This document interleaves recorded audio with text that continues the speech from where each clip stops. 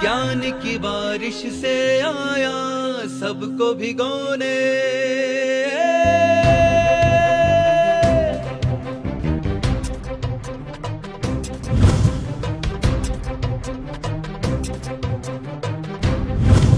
एक भाव रखो, सकारात्मक दृष्टिकोण रखो, और कभी खाली नहीं जाती सेवा की। गुरुद्वारे में जाओ, लोग कैसे लंगर लगाते हैं, झाड़ू से पोंछते हैं, अपने हाथों से सफाई करते हैं। सेवा देखो उनकी। हमारे यहाँ सेवा को तो महत्व ही नहीं दिया जाता। तुम्हारी थाली परोस के आए, फिर तुम खाना खाओगे, और ये थाली परोसेगे तुम गुस्से होकर चले जाओगे। क्या खाना अपने आप नहीं खाया जा सकता? काम मिला काम नहीं लिया जा सकता। तुम्हारे लिए कोई, तुम जहाँ कोई मेहमान बन के तो नहीं आए, सेवा करने आए हो भाई। सेवा करना सीखो, और सेवा में निर्जरा है। केवल आंखें बंद करके ध्यान में बैठ जाओ कि तो मोक्ष नहीं जा सकते। कोई भी जा सकता है मोक्ष, कोई भी जा सकता। सीखो, मेरे कहने का मतलब है। तुम खाना खाने बैठे, तुम्हारे सब साथ में कोई और बैठा है, क्या उसको भोजन मिला कि नहीं मिला? पहले उसको देखो, फिर आप लो। तुम्हारे पास आ गया, उठ के उसको जगा दो, आप बाद में बैठो।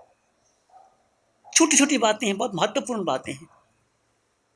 सीखने की बात करो तो मैं आपसे कह रहा था कि चिंतन करना, किसका?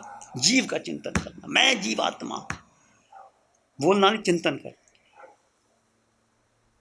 और ये पुद्गल का चिंतन करोगे, पुद्गल का मतलब कि हमने बताया था, सारा संसार, तुम्हारा शरीर, तुम्हारा मन, बुद्धि, इंद्रियां, मेरे पास गाड़ी हो, बंगला हो, कोठी हो, नौकर हो, चाकर हो, खूब पैसा हो, खूब खाऊं, खूब दूं, ये सब पुद्गल का चिंतन है।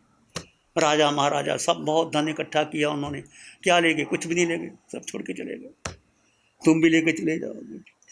तो जीव के पास, जीव के अलावा कुछ देखो, जब जाओगे तो कौन सा जाएगा? जब अंतिम समय आएगा, पत्नी पास में, बेटा, माँ, सब बैठे रहेंगे, जीव निकल के चला जाएगा। तुम देखते ही हो, तुम्हारे हर घर में देखो। और वो कहाँ गया बता के जाता है, मैं जा रहा हूँ, भाई को, पिता को, माँ को। उसका आयुष्कर्म पूरा हो गया, चला गया, बस इतना ही बात है। तो तुम्हारे पास संपत्ति कितनी है? मेरे पास मेरे अलावा मेरा कुछ भी नहीं। ये जो कुछ मिला है ये संसार में है, संसार में रह जाएगा। मेरे पास 8 गुणों की संपदा है। अनंत ज्ञान, अनंत दर्शन, अनंत सुख। सुख मेरे भीतर है। Bliss is inside, knowledge we are, bliss is our nature. हमारी प्रकृति सुख की है, शांति भीतर है, अज्ञान उसमें होंगे। 3 बातें भीतराग दर्शन की है, इसको स्वीकार कर लो। सुख आपको भीतर से मिलेगा। आपने पौषध कर लिया, आपने किसी को भोजन दे दिया, आपने नहीं खाया, आपकी आत्मा संतोष प्राप्त करती है। कोई भूखा आपके पास आया, उसको रोटी दे दी और आपने नहीं खाई, तो भीतर कितनी शांति मिलती, वो सुख। आप फटाफट खा गए, किसी से पूछा ही नहीं, तो ये क्या है? ये तो साता है, मिली, आपने भोजन कर लिया। मेरे पास कुछ नहीं। तो शुक्ल ध्यान में क्या कह रहा था, लंबा नहीं होगा, शुरू करो, सब शुरू करो। जितने भी लोग बैठे, कोई भी कर सकता। जैसा नहीं कि जैन करेंगे, मुंह पत्ती लगाएंगे, ऐसा नहीं कि पुरुष करेगा। कोई भी करने के लिए क्या, मन के सारे संस्कार अलग करना, बुद्धि अलग, इंद्रियां अलग। मैं केवल जीवात्मा, उसमें जीना है। कितने श्वासों में जी सकते हो वो तो देखो, 2, 4, 5 श्वास, फिर मान ले जाएगा, फिर ले जाएगा, फिर मान ले जाएगा, उसमें जीना है। ऐसे बढ़ाओ थोड़ा, 1 मिनट, आधा मिनट, 2 मिनट, ये कभी भी कर सकते हो। आप भोजन में करने बैठे हैं, भूख लगी है, मत खाओ खाना, रुक जाओ 5 मिनट। साथ भूख किसको लगी है? आत्मा को तो वो लगती नहीं, आत्मा ने खाना खाया नहीं, शरीर को भूख लगी है। आप जानो और देखो, लग गई भूख, अभी मैं नहीं खाऊंगा। और उस समय भोजन करने से पहले प्रार्थना करो कि मेरे भोजन में कोई अभी अतिथि आ जाए, ब्राह्मण आ जाए, भूखा व्यक्ति आ जाए, कोई मुनिराज आ जाए, मेरे हाथों से कुछ ले ले, फिर मैं ग्रहण करूं। बाई दी वे कोई आ गया और उसने, आपने एक आधी चपाती भी दे दी, एक चपाती दे दी, आपने बहुत बड़ा कार्य कर दिया। आपकी ये भावना है। तो भोजन करने से पहले जरूर भावना भाव, देने से पहले कुछ करो। महावीर कैसे बने? नए सार के भाव में वो लकड़ियां, राजा ने लकड़ी काटने के लिए बोला, नए सार थे वो, लकड़ियां इकट्ठी कर लेते, तो उसकी प्रतिज्ञा थी कि कोई मुनिराज आएगा, मैं भोजन करा के भोजन करूंगा। 12 बज गए, सब ने भोजन कर दिया। मुनिराज को दूर से देखा, 2 मुनिराज आ रहे हैं, खुश हो गया। उनको बेनती की, वो कोई जैन नहीं था नैसार, ऐसे ही बाय नेचर कि कोई आए तो मैं उनको भोजन दे दूं। तुम्हारे घर में हम आते हैं, तुम भाव से देते हो, हम सब घरों में जा सकते हैं, ऐसा नहीं कि तुम्हारे घर में बंधे हुए हैं। जैन साधु खुला है, किसी के घर में पात्र लेके जा सकता है। और जो भी आपके घर में एक रोटी, आधी रोटी, कुछ भी बना है, आप प्यार से देते हैं, हम ले लेते हैं। ऐसा नहीं है, हम ज़्यादा किसी को बोलते नहीं। जो अपने पास पहले बहुत कुछ मिला हुआ है, ज़्यादा कहने की जरूरत नहीं। मैं ये कहता हूँ कि हम सब जगह भोजन ले सकते हैं। तो नए सार के मुनियों को भोजन दिया, भटके हुए मुनियों, तो मुनियों ने उनको शिक्षा दी, धर्म की शिक्षा दी। तो उस समय संकेत, व्यवहार संकेत मिली उनको, निश्चय बाद में मिली। ऐसे सेवा करते तुम कितना धर्म कर सकते हो, बहुत बड़ी बात है। धर्म तो तुम्हारे सेंस ऑफ एटीट्यूड में है, तुम्हारा दृष्टिकोण क्या है। दृष्टिकोण की बहुत बड़ी बात होती है। तो आपने बहुत बार सुन लिया, आत्मा आत्मा, ये कोई शब्द नहीं है। जड़ का कितना उपयोग किया, आत्मा के लिए किया, बहुत महत्वपूर्ण है। और ये आपको समझ में आएगा, धीरे धीरे आएगा। पूछो, नहीं समझ में आ गया, आपकी जिज्ञासा तो जागी, चीज़ क्या है। यदि जिज्ञासा ही नहीं जागी तो प्यास ही नहीं है तो कैसे पानी पियोगे। तो उनकी जिज्ञासा पूछो, धर्म करो, धर्म कहीं भी कर सकते। तो मैं जीवात्मा हूँ, इसका बोध होना। आप सब जीवात्मा हो, पर पता ही नहीं, जानता ही नहीं कोई जीव। मैं आपसे पूछूं आप कौन हो, मैं नाम बताओगे, मेरा व्यापार क्या है, मेरा धंधा क्या है, मैं ऐसा हूँ। ये तो शरीर का नाम है भाई, तुम तो आत्मा हो। तो जड़ और जीव का बोध प्राप्त करना बहुत बड़ी बात है। ये सभी धर्मों में, गीता, महागीता, बौद्ध धर्म, उपनिषद के ऋषियों ने आत्मा की चर्चा की है। जैन धर्म में आत्मा की सिवाय कोई चर्चा ही नहीं, केवल अपने को जान लो, आत्मा को जान लो। और सुख भीतर है, जितना तुम अपने को जान लोगे आप सुखी हो जाओगे, अनंत सुखी भर जाएगी। एक जैसे जैसे आप आधा मिनट भी रुक गए, कुछ सांसें भी रुक गए, आपको एक अंदर से एक सुख मिलेगा। वो सुख जिसका बयान किया नहीं जा सकता, क्योंकि सुख तुम्हारे भीतर है। शुरुआत धीरे, एक एक कदम से करो, एक एक कदम से करो। फिर आपको 2 minute, 4 minute, 5 minute, 7 minute, 10 minute, फिर आपकी रुचि आ गई तो फिर आप अपने आप करते रहोगे। ये साधना है। ये कैसे साधना करोगे? आप स्वयं को केवल मात्र जीव मान। आप कौन हो? किसी को कहना नहीं मैं जीव, तुम भी जीव। कुछ बातें समझने की है। व्यवहार दृष्टि अलग है। घर में जाओगे तो अपना नाम ही लोगे। घर में जाओगे मैं तो जीव हूँ, कहेंगे जीव तो जीव हो, पर नाम, मेरा शरीर का नाम ये है, ऐसा कह सकते, शरीर से मेरा नाम ये है, मैं आत्मा हूँ। तो भेद करना का बात करना, ऐसा करना। तो हम अपने से प्रश्न पूछे कि मैं कैसे अपने जीवन को, और ध्यान घटता है जब जीव का चिंतन कर। चिंतन किसका करना? अब देखो 24 घंटे में जिसको पता ही नहीं, मन घूमता ही रहता है, वहाँ जाऊँ वहाँ जाऊँ। व्यापारी लोग धन के लिए भागते हैं, विद्यार्थी विद्या धन के लिए कोशिश करता है, प्रश्न पत्र तैयार करता है, गृहिणी अपना भोजन कैसे बढ़िया बनाऊँ, घर में भोजन खिलाऊँ। हर कोई अपना अपना काम कर रहे, पर जब चिंतन जीव का चलता है, गृहिणी भोजन बनाते हुए भी ध्यान कर सकती है कि मेरे द्वारा बनाया हुआ भोजन जो आरंभ श्रम लग के बना है, 6 काया जीवों की हिंसा हुई है। पहले कोई अतिथि, कोई ब्राह्मण, कोई साधु, कोई भूखा मेरे द्वार पर आए और मेरे से भिक्षा ले ले, मेरा बनाया हुआ भोजन सार्थक हो जाएगा। ये भाव रखे गृहिणी। तो महान कर्मों की नजरा कर सकती है। आपका घर जो है ना, रसोई, ये मोक्ष का द्वार है। कि रसोई तुम्हारा मोक्ष का द्वार है। सोचो तो, जो आप बनाते हो, ऐसा नहीं कि बाहर कुछ लाना, जो तुम्हारे घर से बनता है उसकी भावना भाग यथाशक्ति दे सकते हैं।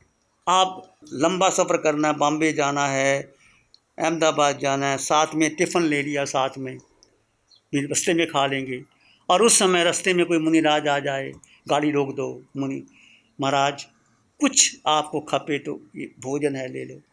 हो सकता है कोई मुनि भूखे हों, उस समय का दिया हुआ भोजन महान लाभकारी होता है। तो ये कुछ बातें प्रैक्टिकल थी, मैंने आपके सामने रखी। सत्य तुम्हारे भीतर है, सदाकाल से तुम, पर हमने देखा ही नहीं, जाना नहीं, समझा नहीं। जीव को नहीं जाना, बाकी सब जाना। देखो आप कितने लोग बैठे हैं, कितने घंटे जीव की चिंता करते करते। जीव, जीव यानी आत्मा, और सब में आत्मा समान है। भगवान कहते हैं वही आत्मा महावीर में है, बुद्ध में है, राम में है, कृष्ण में है, स्वर्ग के देवों में है, पशु पक्षियों में है, मनुष्य में है, स्त्री में है, नरक के नीचे। वही आत्मा। आत्मा छोटी बड़ी नहीं होती, सबके समान गुण है। शरीर बदलता है आत्मा में, और सब में 8 गुण हैं। शुद्ध है आत्मा, अशुचि भरे देह में शुद्ध है आत्मा। ये शरीर अशुचि का घर है, पर आत्मा शुद्ध है। इसको चिंतन करोगे जितना, आप आगे बढ़ जाओगे। प्यारी गुरुवाणी है, बड़ी ही सुहानी है।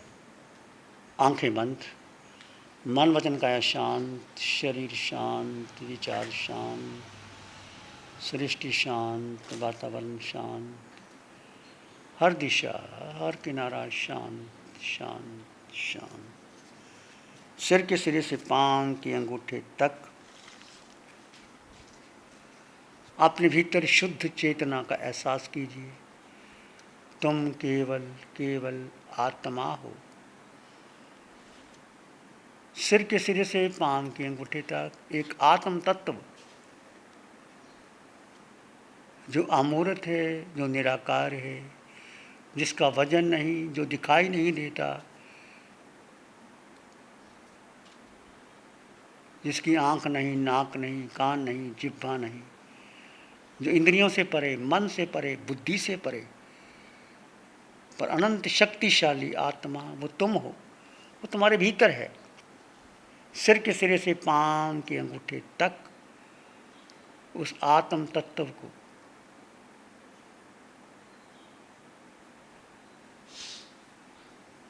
अनुभव करो। पूरे शरीर में आत्म तत्व का अनुभव करें। पूरा चेहरा, दोनों कंधे, दोनों बाजू, छाती, पेट, पीठ, जंघा, घुटने, टांगे, पूरे शरीर में आत्म प्रदेशों के स्पंदन का अनुभव करें। आत्म प्रदेशों के स्पंदन का अनुभव करें।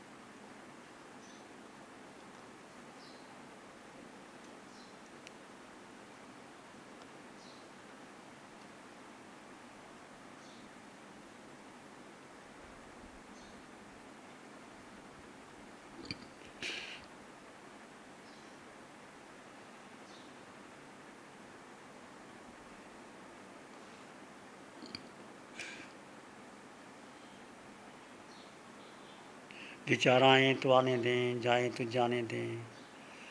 तुम विचार नहीं हो, तुम मन भी नहीं हो, तुम बुद्धि भी नहीं हो।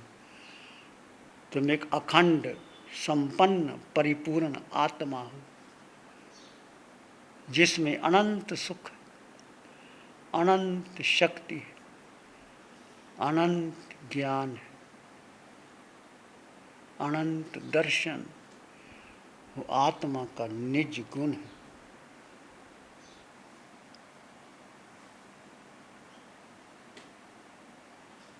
और अपने भीतर गहरे चले जाएं।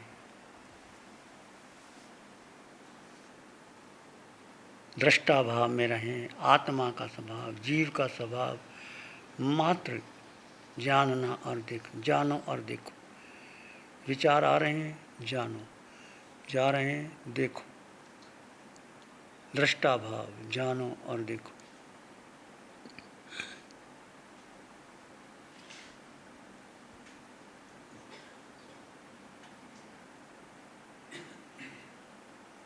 प्राणी मात्र के लिए मंगल की कामना कीजिए। सब में समान आत्मा, मिट्टी में सब भूएसु, वैरंग मज्जंग नाके नाय। संसार की समस्त आत्माएं मेरे समान है, कोई छोटा नहीं, कोई बड़ा नहीं। सब प्राणियों के प्रति मैत्री भावना, गुणीजन के प्रति प्रमोद की भावना, दीन दुखियों के प्रति करुणा की भावना, जो विरोधी जन के प्रति समता की भावना, चार भावना आपको उच्च गति की ओर ले जाएंगे, कर्मों के बंधन काट सकते।